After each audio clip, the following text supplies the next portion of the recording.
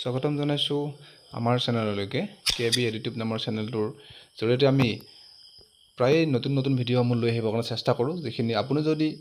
বিভিন্ন প্ৰতিযোগিতামূলক পৰীক্ষাৰ বাবে প্ৰস্তুতি চলাই আছে তেতিয়াহ'লে আমাৰ ভিডিঅ'সমূহ চাব পাৰে আশা কৰোঁ ভিডিঅ'টো আপোনালোকৰ কাৰণে ইনফৰ্মেটিভ হ'ব আৰু যদিহে ভাল পায় আমাৰ চেনেলৰ ভিডিঅ'সমূহ চেনেলটো ছাবস্ক্ৰাইব কৰি দিব আৰু আপোনাৰ বন্ধু বান্ধৱীৰ মাজত শ্বেয়াৰ কৰি দিবলৈ নাপাহৰিব এতিয়া আহক আমি ভিডিঅ'টো চাওঁ কুৱেশ্যন নম্বৰ 1 ৰাষ্ট্ৰসংঘ কেতিয়া গঠন হৈছিল অপশ্যন এ বি চি ডিৰ ভিতৰত ইয়াৰ শুদ্ধ উত্তৰ হ'ব অপশ্যন নম্বৰ বি 1945 চনত ৰাষ্ট্ৰসংঘৰ গঠন হৈছিল আৰু ৰাষ্ট্ৰসংঘ গঠন হোৱাৰ সময়ত ইয়াৰ সদস্য ৰাষ্ট্ৰৰ সংখ্যা আছিল 51 ৰাষ্ট্ৰসংঘ দিৱস কেতিয়া পালন কৰা হয় ইয়াৰ ভিতৰত শুদ্ধ উত্তৰ হ'ব চাৰিটা অপশ্যনৰ ভিতৰত শুদ্ধ অৰ্থাৎ কাৰেক্ট অপশ্যনটো হ'ব 24 অক্টোবৰ অৰ্থাৎ ডি অপশ্যনটো কাৰেক্ট 24 অক্টোবৰ তাৰিখে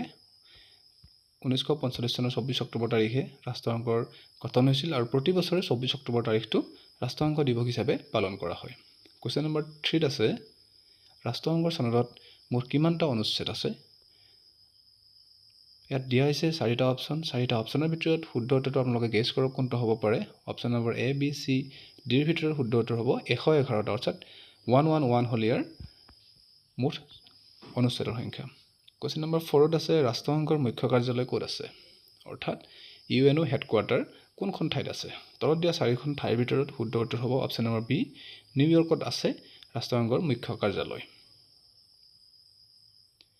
ইয়াৰ পিছৰ প্ৰশ্নলৈকে আহিছোঁ কুৱেশ্যন নম্বৰ 5 আছে মানৱ অধিকাৰ দিৱস কেতিয়া পালন কৰা হয় হিউমেন ৰাইটছ ডে কেতিয়া পালন কৰা হয় ইয়াৰ শুদ্ধ উত্তৰ হ'ব option number C correct option 10 December তাৰিখে মানৱ অধিকাৰ দিৱস পালন কৰা হয় কুৱেশ্যন নম্বৰ 6 ভাৰতীয় ৰিজাৰ্ভ বেংক কেতিয়া প্ৰতিষ্ঠা হৈছিল ইয়াৰ শুদ্ধ উত্তৰ হ'ব অপশ্যন নম্বৰ বি 1935 চনত ৰিজাৰ্ভ বেংক অৰ্থাৎ ৰিজাৰ্ভ বেংক অফ ইণ্ডিয়া প্ৰতিষ্ঠা হৈছিল আৰু ৰিজাৰ্ভ বেংক অফ ইণ্ডিয়াকে ভাৰতীয় বেংক ব্যৱস্থাৰ মুৰব্বী বেংক বুলি কোৱা হয় কাৰণ ই কাগজী মুদ্ৰাৰ দৰে বা মুদ্ৰা ছপা কৰা একমাত্ৰ অধিকাৰ থকা বেংক হৈছে ৰিজাৰ্ভ বেংক অফ ইণ্ডিয়া অৰ্থাৎ এখন দেশৰ কেন্দ্ৰীয় বেংকটোৱে কাগজী মুদ্ৰা বা মুদ্ৰাৰ ছপা কৰিব পাৰে আৰু পৃথিৱীৰ সকলোতকৈ পুৰণি কেন্দ্ৰীয় বেংকটো হ'ল ছুইডেনৰ ৰিক্স বেংক কুৱেশ্যন নম্বৰ 7 আছে কৃষি আৰু গ্ৰাম্য উন্নয়নৰ ৰাষ্ট্ৰীয় বেংক নাবাৰ্ড কেতিয়া প্ৰতিষ্ঠা হৈছিল চমুকৈ নাবাৰ্ড বুলি কোৱা হয় ই কেতিয়া প্ৰতিষ্ঠা হৈছিল শুদ্ধ উত্তৰটো হ'ব অপশ্যন নম্বৰ বি 1982 চনত 1982ত ই প্ৰতিষ্ঠা হৈছিল নীতি আয়োগ কেতিয়া গঠন হৈছিল ইয়াৰ শুদ্ধ উত্তৰ হ'ব অপশ্যন নম্বৰ 2015 চন নীতি আয়োগক আগতে জনা গৈছিল পৰিকল্পনা আয়োগ বুলি মনত ৰাখিব 2014 চনৰ পৰা ইয়াৰ নাম সলনি হৈছে নীতি আয়োগলৈকে আৰু নীতি আয়োগৰ ফুল ফৰ্ম কি ইয়াৰ ফুল ফৰ্মটো হৈছে সম্পূৰ্ণ ৰূপটো national institution for transforming India আয়োগ এইটো পৰীক্ষাত আহি থকা দেখা যায় ইয়াৰ ফুল ফৰ্মটো সোধে ইয়াৰ পিছৰ প্ৰশ্ন কুৱেশ্যন নম্বৰ 9 নীতি আয়োগৰ অধ্যক্ষ কোন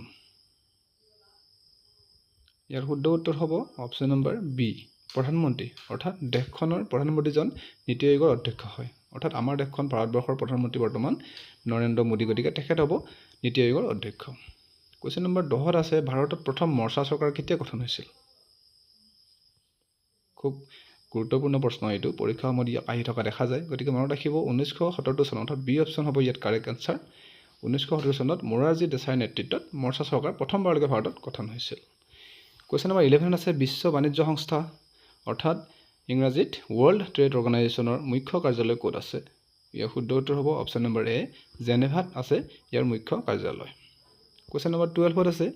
নাবাৰ্ডৰ মুখ্য কাৰ্যালয় ক'ত আছে ইয়াৰ শুদ্ধ উত্তৰটো হ'ব মুম্বাইত আছে নাবাৰ্ডৰ মুখ্য কাৰ্যালয় গতিকে অপশ্যন নম্বৰ এ হ'ব ইয়াৰ কাৰেক্ট আনচাৰ